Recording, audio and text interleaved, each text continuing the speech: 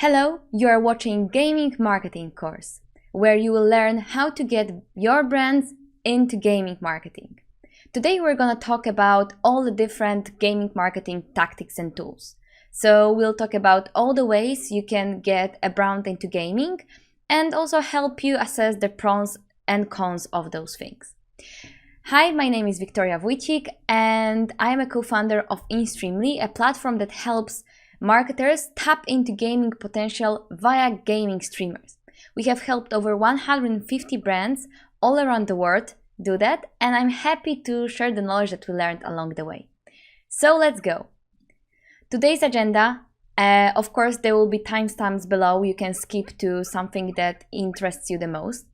We will cover a couple of things: esports, live streaming, and in-game advertising. And of course, when it comes to esports, there's more to learn in our previous episode when Jakub, my colleague, talked about how to not waste money within esports marketing, and a very, very deep dive into live streaming, understanding streamers and what can you do with streamers is also linked as the episode number 3. And to help you navigate those types of activations and the pros and cons of them, we'll be rating each one of them in 4 categories. First is brand affinity, so how much you can win in terms of getting your brand remembered and loved. And the second is conversion potential, so how much money put can go into straightforward conversion, whether it's clicks, product buys, etc. The more you get in those 2 categories, the better. The second one is budget needed, so how much money do you have to spend to make it work, and time to ROI. So how much time it takes to set up, to bring you ROI. Sometimes it's about long setup, sometimes it's about a long time for a collaboration. Anyhow, the less is better in terms of, you want to get your ROI as quick and as cheap as possible. And of course, each activation has its pros and cons we'll be talking about. So let's start with esports marketing. And as I said, in previous episodes, you got a deep dive into, what exactly can you do in esports and how to not waste budgets on it. So this is a quick overview. There is a lot of reading on the slides. Just you can pause and read them. I will go quickly through them with the most important info you should know. First category is sponsoring an esports team.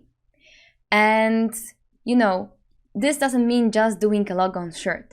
Modern esports team sponsorships are closer to sponsoring a whole entertainment organization than just sponsoring a team that is here to play the best.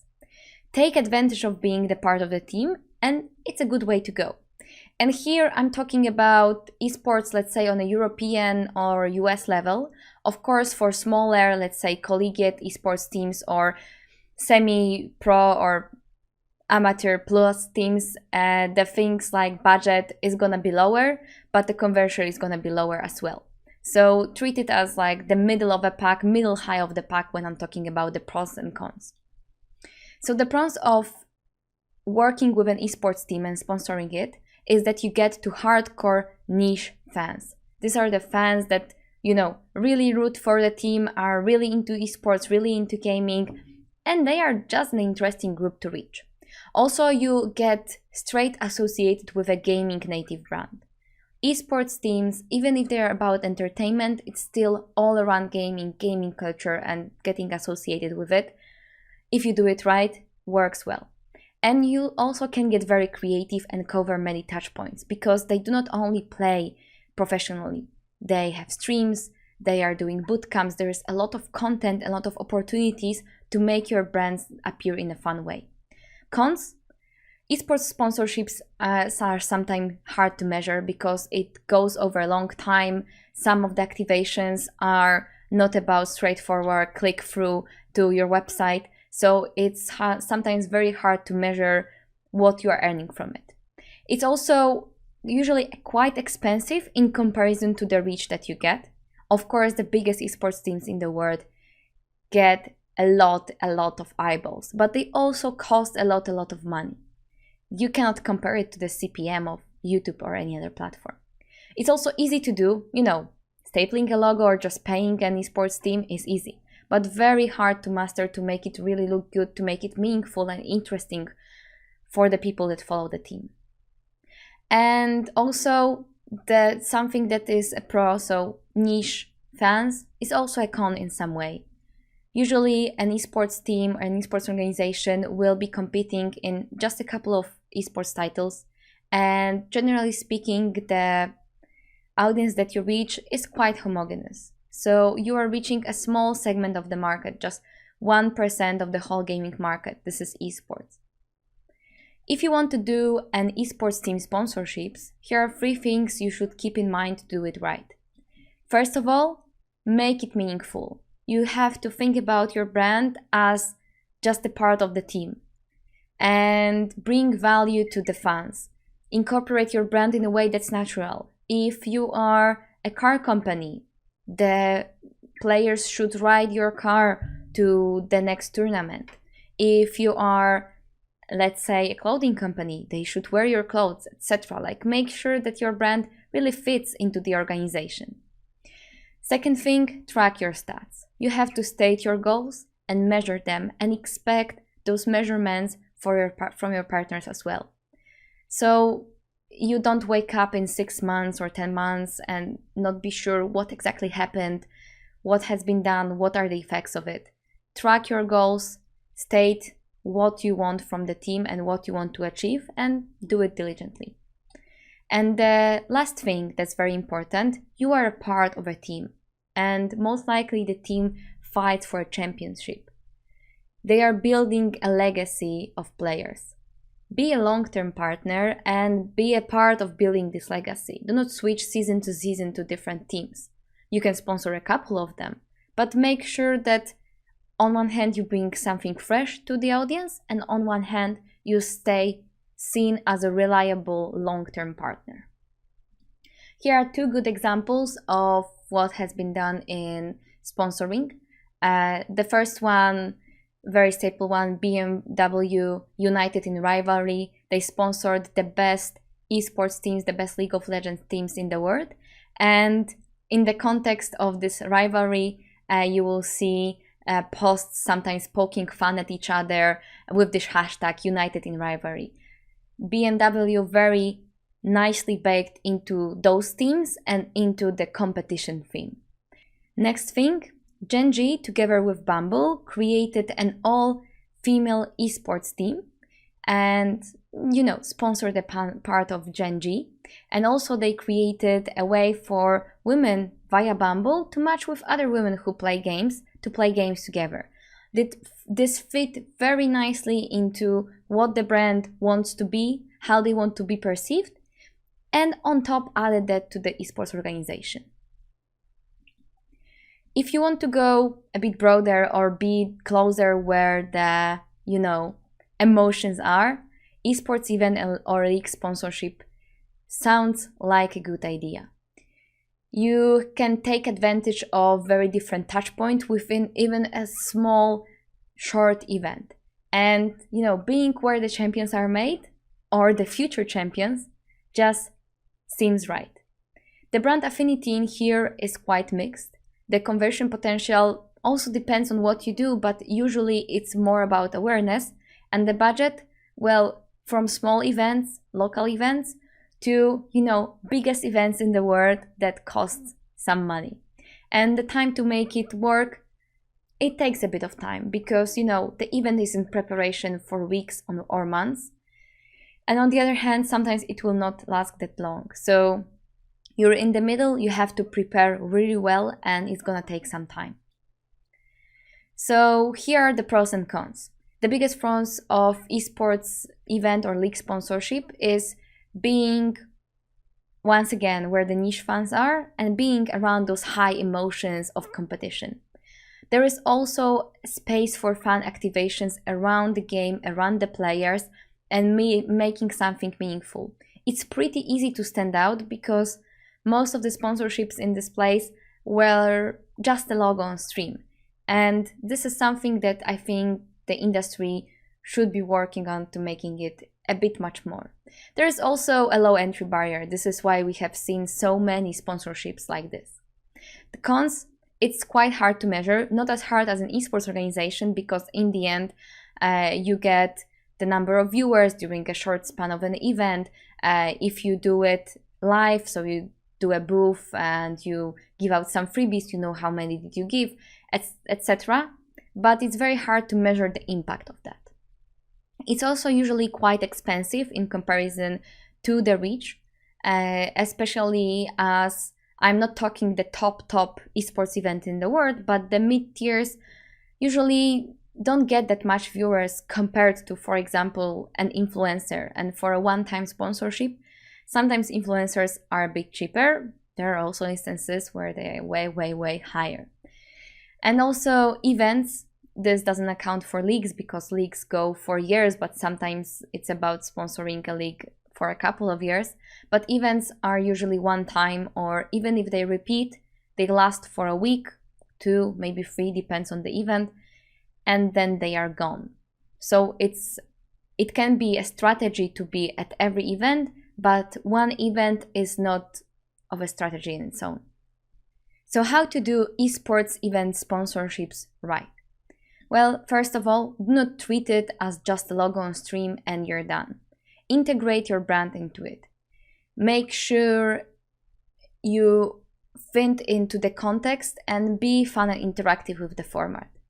There was one tournament where they had very professional caster desks, and there were just, sausages lying on this desk because a sausage company was sponsoring this event.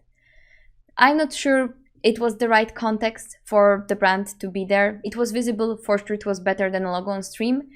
For sure that there are better examples in terms of how to do either your own event or sponsoring an event. But make sure you just, make your brand fit into the context of the game, context of the play, anything.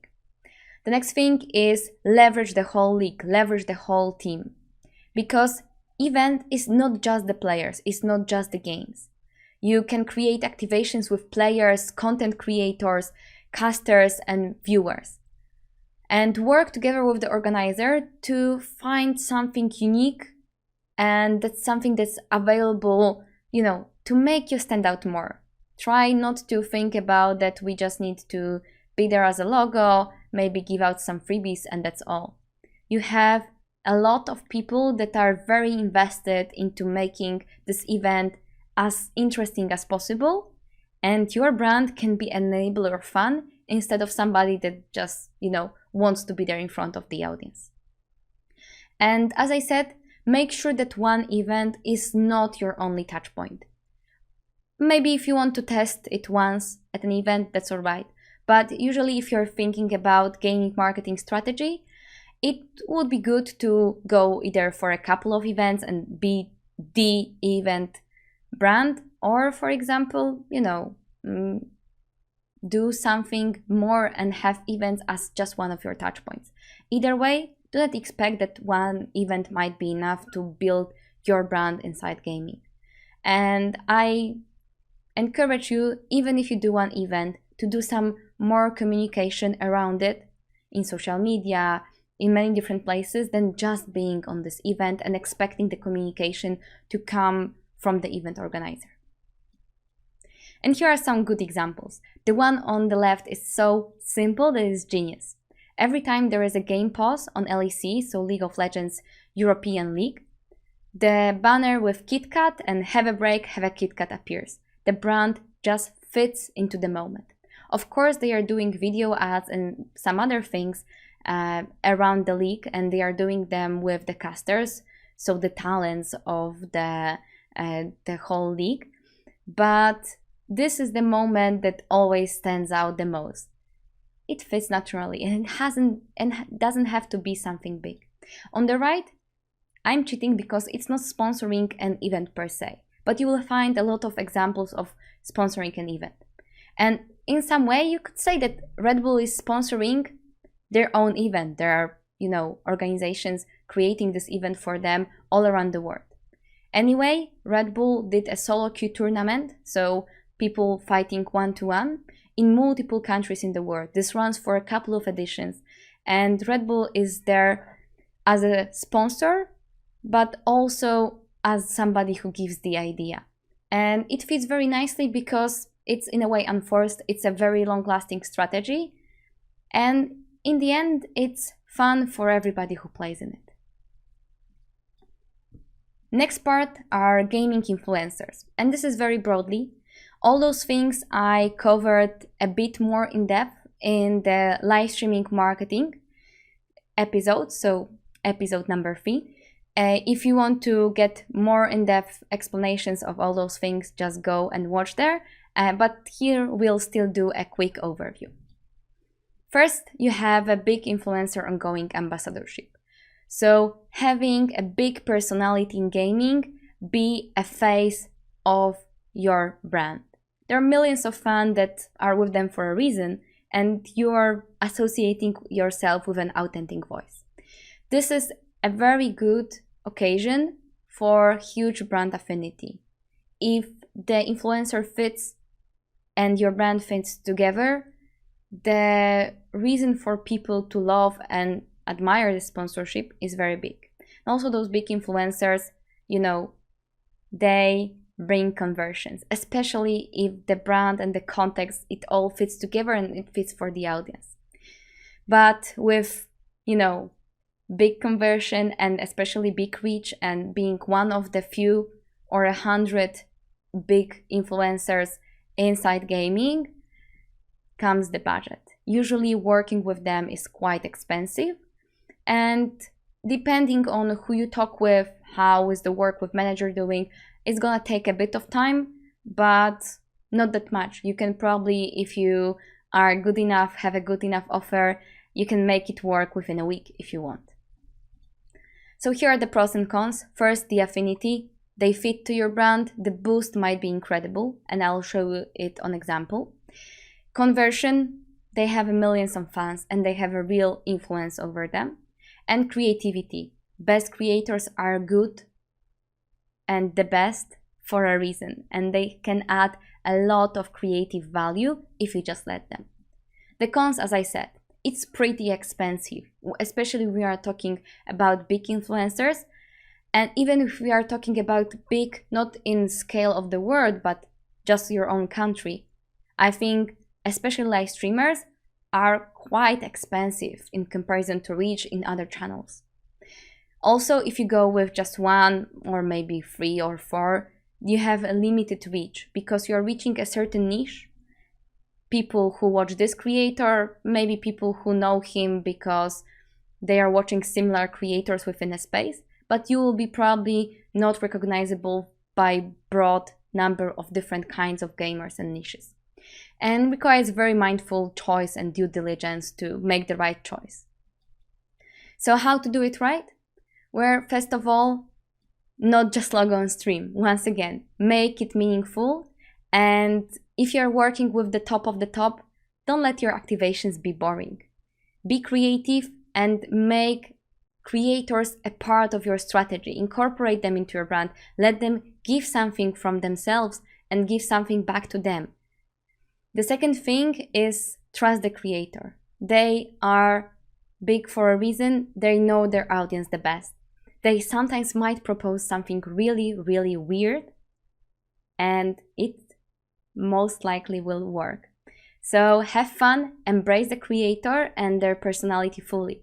If you are choosing a creator, well, you made your choice. So live with it and embrace it. And, the third thing, as I said, it's a long-term thing. Choose wisely. Make sure it also fits not only the creator, like who they are, but their audience fits to your brand. Because, for example, a female streamer, most likely, in 90% of cases, will not have a female first audience. And an older streamer might not have an old audience. So do your diligence, make sure you know what is the reason you are working with this creator and not somebody different. And here is my favorite example of long-term ambassadorship with a streamer. Shroud is the embodiment of godlike FPS player. He is the best at first-person shooters. And it also means that he has high standards when it comes to the hardware that he uses. And it's been true that he was using Logitech for a while, and he became an ambassador for Logitech, and then created a product line with his name that is aimed to be the best products to use if you are serious about playing FPS. If you want to be the best players, this is what the best player in the world uses. And he fits so naturally. He is the, very natural ambassador. They made a product with him, and there is a reason why it's with him. It's not because it's just fancy to have him there. He's signing his name onto this product and using it proves a point to everyone that follows him and that want to be as good as him. And this is what Logitech wanted. This is what they get. This is a very, very good long-term ambassadorship. Next thing that you can do is you can think about, instead of going with one long-term ambassador, try to create your own network of ambassadors that you will work with in the long term, and maybe have them be smaller ambassadors, smaller streamers, instead of going with a couple biggest. 99% of Twitch streamers have less than 200 viewers. So you can take advantage of their reach in multiple niches and the engaged communities they have. So run a program where you, in a way, automate your collaboration with hundreds or thousands of streamers at once. Here are the pros and cons. So you get a vast network of streamers promoting your brand. This means that you are reaching many different audiences and niches. It has a low cost per streamer or low cost per usual influencer campaigns, because you get a lot of points of contact with your brand, and on the other hand, you don't have to pay that much. You just give some benefits. You pay the streamers for working with you, but in a sense, it's probably less that you would be paying to a big streamer or influencer. You also get credibility from being supporter of small streamers. So 81% of Twitch viewers say that it's important for them to show support, and showing support to streamers is a part of watching live streaming. And having your brand work with thousands of small streamers at once, well, makes you become a supporter of the gaming community as a whole. The cons are there. It's time intensive to develop. You are thinking about long-term program that you need to build, you need to recruit streamers, you need to constantly do things to make it work. It needs development, planning, and ongoing communication. And it can be unpredictable in the results. You don't get statistics upfront or how it worked before. You're entering a terra incognita and figuring out on your own, but also you can be your own benchmark. It means that there are not many competitors in this category, and you can do nice things. In terms of budget, in here it's in the middle, because you are not paying a lot to each streamer, but if you want to have it at scale, it's not gonna be that cheap. The conversion is just at 2 out of 5, because it's gonna be long in time, it's gonna be very many small different touch points, but I think the brand affinity that you get there and being something unique, supporting the gaming community, is just worth it. So here is how to do it right. First of all, you're in it together. So it has to be a mutual relationship where the streamers get a benefit and the brand gets it as well. So it's not only about streamers representing your brand, but getting compensation, getting some kind of benefits, maybe getting access to products before they ship, anything. Make sure they perceive the value that you give as a long-term value and something, worth trying for. Second thing, treat this as creating a community. You are creating a network of streamers of your own. It's not a transaction. Treat them as your partners. Create events, run activations together, focus on two-way communications and enabling communication between them. Create a community of streamers around your brand, and you will see all the benefits that come along with it. And also focus on what's important. Automate your work as much as you can. Depending on what exactly do you want to do, there are tools. For example, StreamKoi is used to automate onboarding, showing branded content, reporting and payments within live streaming ambassadorship programs. There are other platforms that are used mostly for game keys mailing and mailing it to a lot of streamers and creators that can apply via this program. Anyway, make sure the tech handles all the everyday tasks, those who do not move you forward, and focus on the things that really matter. Focus on making quality content with your creators and engaging them, on giving them new benefits. This is what moves the needle. Here is a good example. So iBuyPower is running a 100 plus streamers Grow With Us program, and they are offering straightforward what creators will get and what different kind of creators will get and what will be expected of them. They are also automating it using technology, so the creators can focus on what they do best, and also iBuyPower can focus on what they do best. They created also a community only Discord and are getting the streamers that are ambassadors for them to participate in events. For example, on TwitchCon, they got streamers to stream from their booth, from the iBuyPower booth, together with Intel. So they are not only, slapping a logo on stream on thousands of streams at once. They are actively working with those streamers. Next thing you can do is product placement on streams and social media.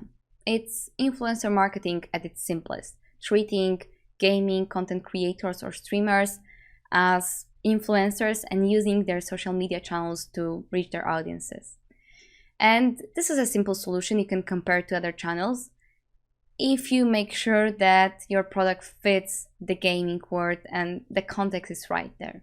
The brand affinity will be lower than ongoing ambassadorship, or if with small streamers, big streamers anyway, is a one-time thing and the viewers know it, but it can prove really well for conversions, especially in comparison to budget.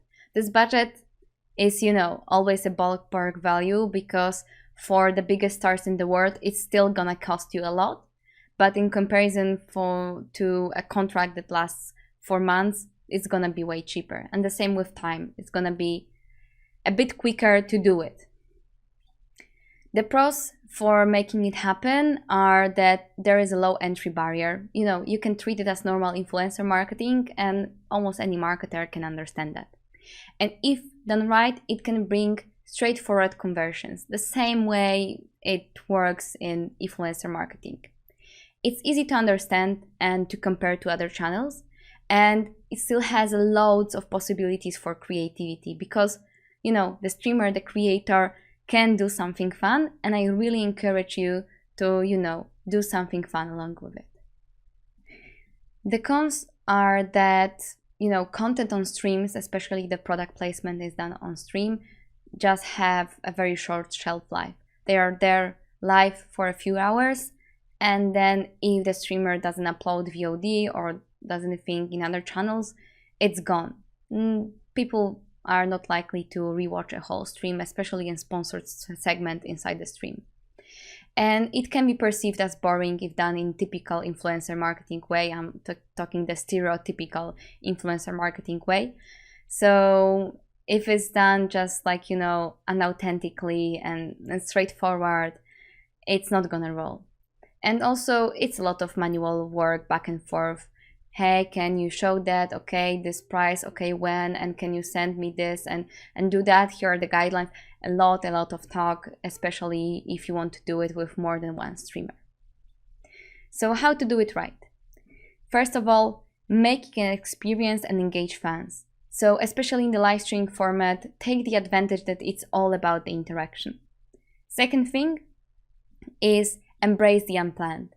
Of course, there has to be some kind of outline and a first idea what will be happening, but you cannot expect that everything the streamer said will be, perfect to the script.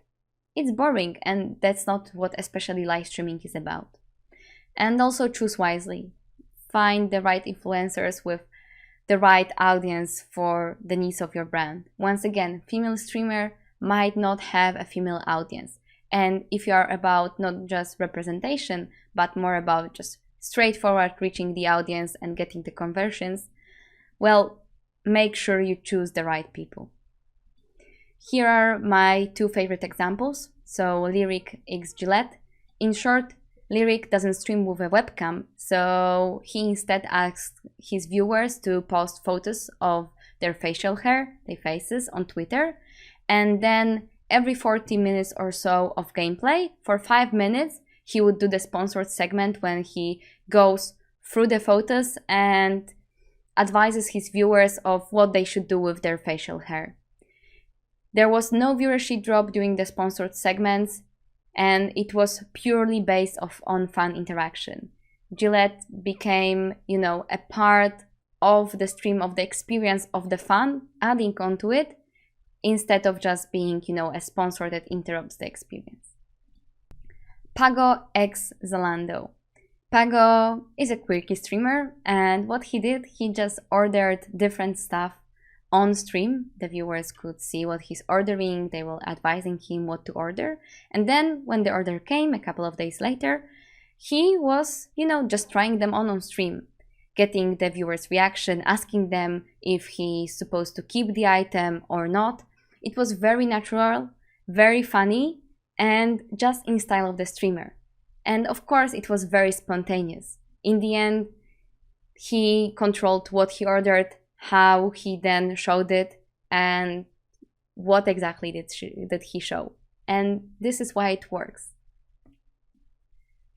The next thing you can do is sponsorships with many streamers that are automated by platforms like, for example, InStreamly. So what we do is, take thousands of small and medium streamers with engaged communities, and on our platform, we automate getting sponsored content, sponsored brand placement inside their stream. And because it is automated, it can depend on streamed game, the time that streamer streams, on what happens in the streamed game or what happens in the chat. So, it's a middle between benefits of influencer marketing affinity with measurability of paid media because every view and click is measured, and unblockability of TV because we are directly in the streamer's content. The only thing that you need to do is make sure your message feeds the streaming world and dive in. When it comes to affinity, you are supporting thousands of small streamers, small and medium-sized streamers, so you are in a way becoming a part of the community. You are also very unintrusive inside the stream. It doesn't interrupt the viewing experience. The conversion is probably lower than like an ongoing ambassadorship, especially where we are talking about ambassadorship that really fits, but it's very measurable and straightforward. And the budget gives you scale up and down. You can go with very small campaigns and then go for a big one, an ongoing sponsorship of thousands of streamers for a month, 2, 3, anytime you want. The time to run it, it's quite low because we can start in a week, and in 2 weeks time you will have around 2,000 streamers showing what you do. Our biggest campaign had 2,300 streamers participating in it. It was Xbox in Poland and in France. Of course, there are pros and cons to it. So the pros, as I said, it's flexible in terms of scale, the creativity. If you want to treat it as just a media solution or a big standalone gaming strategy, the choice is yours. It's contextual and interactive. It can interact to what happens in the game, on the stream, the time, day, game, anything you want. It's unblockable by adblock and broad because you get to many niches at once. And affinity, streamers choose to work with you, so it's not advertising that gets pushed even if they are not willing to show it. They choose the brands that they work with. The cons are also there. So it's not doable at scale without the right technology. We provide this technology in the streamers. Many small streamers build affinity, but not the credibility of big star. So it's gonna be affinity, it's gonna be engaged community, it's gonna be supporting the streamers, but it's not like this streamer represents, they are not a brand on their own. So it's not gonna be the case of thousands of small shrouds. Instead, you're going for the affinity angle. It has also less control over streamers individually. It needs trust into live streaming as a medium and treating gaming creators as a category on their own. It also needs a bit of time to build reach. You can start it within a week, a couple of days, but to have the most streamers participate in a campaign and build reach is gonna last 2 to 4 or even more weeks, because overnight you cannot have thousands of streamers join and also stream a campaign. And it's not gonna be an overnight shot, but it also has its advantages. So if you want to do sponsorships like this at scale, here's the couple of things you should remember to do it right. First of all, make it a fun to experience. So you are not interrupting the viewing experience, but you can step it up the notch and make it also, very good to watch. Take advantage of different moments, game, time, or make sure your artwork is not just a banner or logo. Take advantage of the format and make it fun visually. The next thing, we know that the best campaigns that perform the best are just the ones that offer something, whether it's knowledge to learn more about a very interesting topic, or for example, a coupon, promo code, a free product. This always works, and it works the same here. Of course, if you just want awareness and want people to look at your brand and remember it, well, then you are offering just entertainment visually, and make sure that your artwork speaks volumes. And be proud. The more streamers participate in a campaign, we see the better the results. So share the opportunity broadly. Be proud on your other channels that you are sponsoring streamers, you're working. There is a campaign available for all kinds of streamers to join. Champion how you are supporting the community and share the news in your channels. Here are 2 of examples of my favorite campaigns. First one, and you can watch this case study, it's linked down below, or you can download the slides down below. It's Danone Small Hunger mascot. It's basically a monster that's known for being a bit snarky. And in this case, together with VML, we automated Danone Small Hunger appearing when the streamer had low health in Fortnite. And the monster appeared and made fun of the streamer, saying, haha, you have low energy, you should eat a yogurt. So they took advantage of what's happening in the game and made the brand appear naturally and interact, because that's what live streaming is about. The second example is quite simpler, but it takes advantage of the whole stream and makes it visually appearing nonetheless. So here you'll have Oyakata campaign, and the mascot, the ninja guy, was appearing in different parts of the stream, walking down on the stream, and it just was more than a simple banner. And it worked. It had 1,300 streamers participating from Poland, Germany, and Italy. So if you want to get more case studies, these are also linked in the presentations. You can get access to in the links down below in the description. And the final part, in-game advertising. This is very broad. You can do a lot of stuff here. Let's talk about 2 most popular things that are there. First, there are in-game ads and product placement. Bundling it together seems a bit weird because some of them require you to work directly with developers and some of them can be programmatic. So 2 examples. One thing on the photo here, it's programmatic via some platforms that allow you to do in-game advertising, and it's very scalable and very easy and quick to run. The brand affinity is there and conversion might be quite low because it's unclickable. The second way of doing that is like a full-on brand placement when you work together with a gaming developers. For example, in Death Stranding, players could find cans of Monster energy drink, and if you drink it, it would restore the hero's stamina needs for traveling long distances. So There are two ways of doing that. One is simple, scalable, or programmatic, and the other one can be very creative, but treat it as in some ways a gimmick, something additional, but something that can be very beneficial and remembered for a long time. So when it comes to in-game ads and product placement, in most of the time it's gonna be a low entry barrier, especially when we are talking about those programmatic scalable ads. So as I said, they are easy to measure and scale. It also means that in both cases, product is seen in natural context, fitting to the world of the game. The cons is not every product will fit every game. You cannot imagine a billboard in fantasy medieval woods. It just doesn't work. And also any kind of Coca-Cola or car brand also wouldn't fit there. Maybe as a gimmick that you have a very fast horse and you call it Mercedes, for example. It's mostly unclickable because it's inside a game and people don't want to leave a game. And you should treat it as an awareness channel. And in case of billboards, I'd say we can do better than billboards. Of course, it works, it's there, it's visible, but it's not very creative. And in terms of product placement, it can get amazingly creative.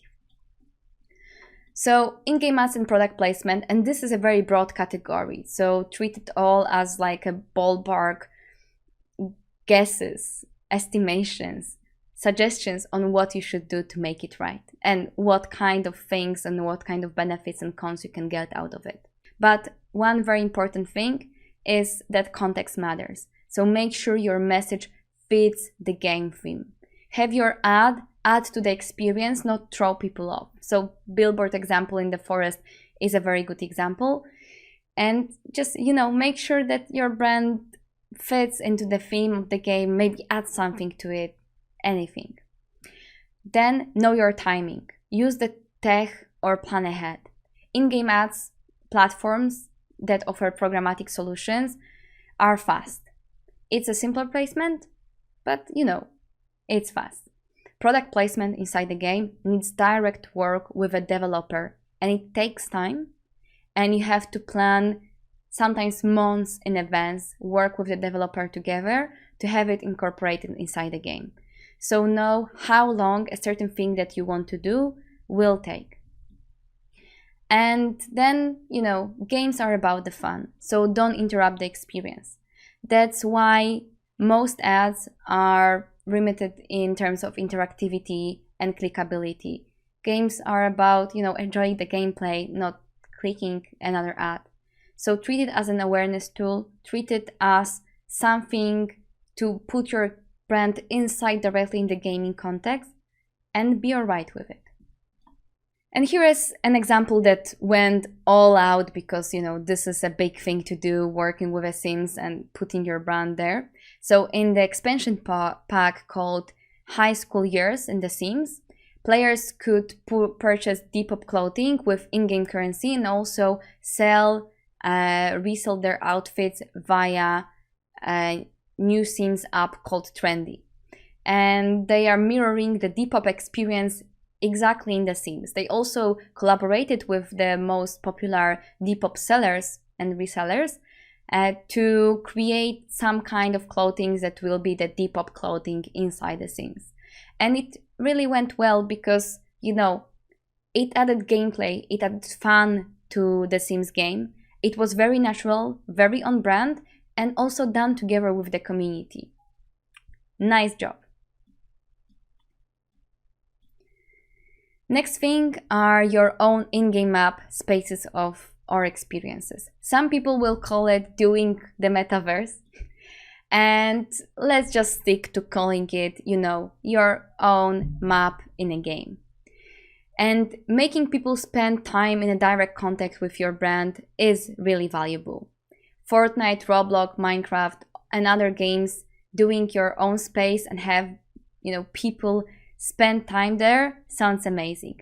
Make sure that the experience is enjoyable and treat it as a long-term project, and you will stand out.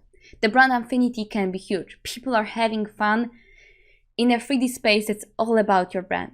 The conversion, it's still I would say more of an awareness tool, more of a brand building tool than straightforward conversion. And the budget that's needed to make a very good experience like this, I would say it's quite high. Probably not comparable to a long-term ambassadorship with one of the biggest creators in the world, but still, it's not a cheap thing to do.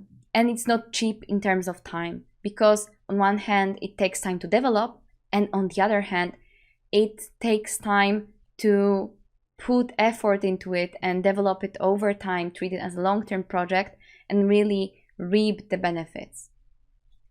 So here are the pros and cons. Pros, as I said, immersive brand experience, a lot of space for creativity around your brand, and also a first step into digital spaces, reality of the metaverse.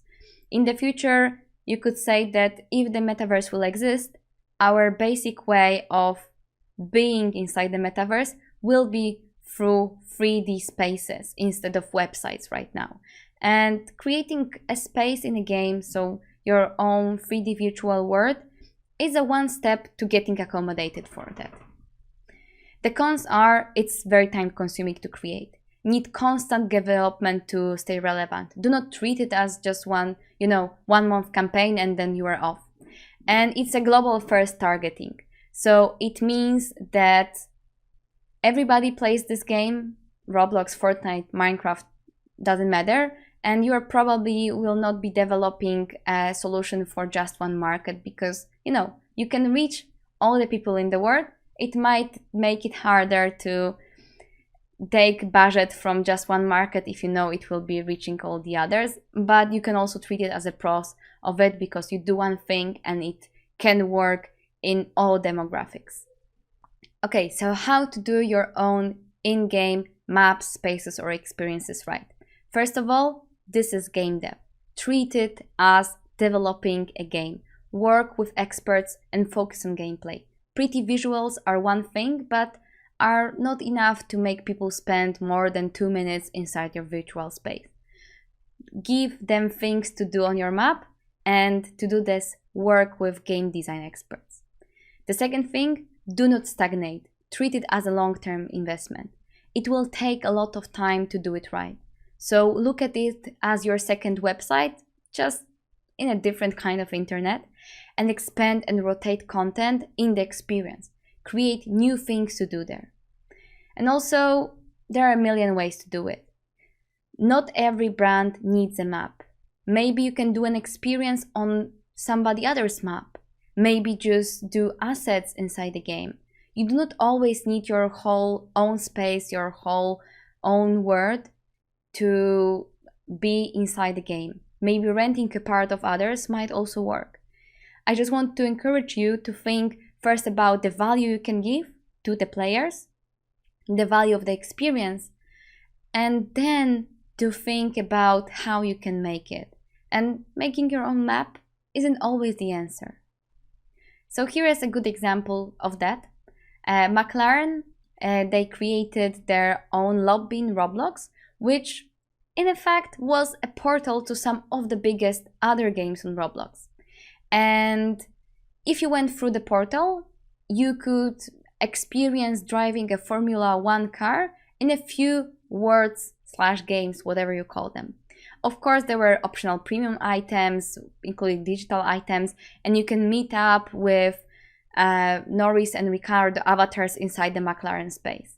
And all the F1 vehicles are available in those couple of sports car heavy driving simulators inside Roblox. So McLaren did their own map, but they did not focus on building every kind of experience from scratch. Instead, they borrowed and expanded into other experiences. This is a nice way to do it.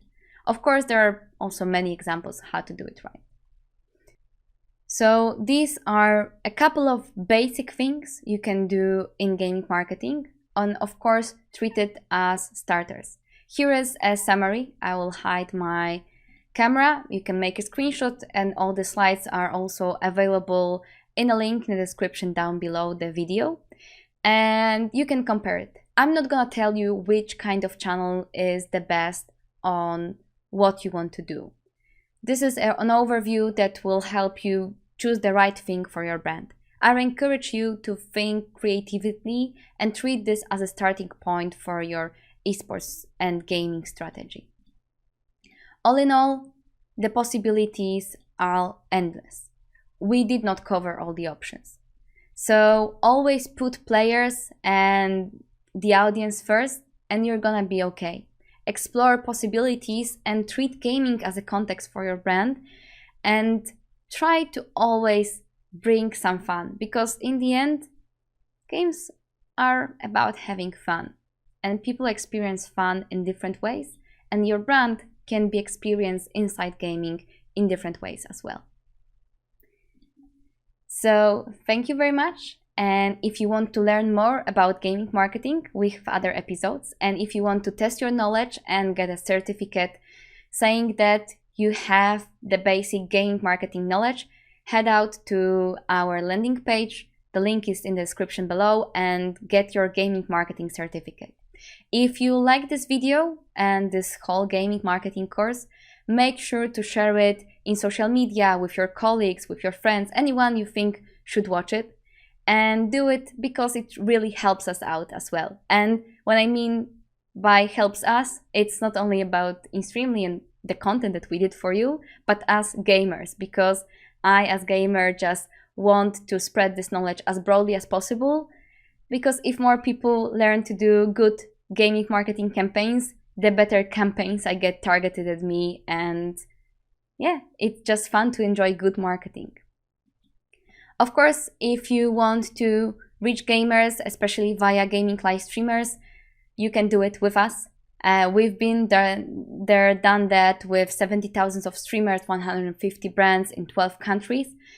So feel free to contact me, my contact info here and in the description below, or just go through our website. We read more of our case studies and contact us directly. Anyway, feel free to contact me for anything that you need, would like to learn, or give feedback. And thank you for watching. See you later. Bye.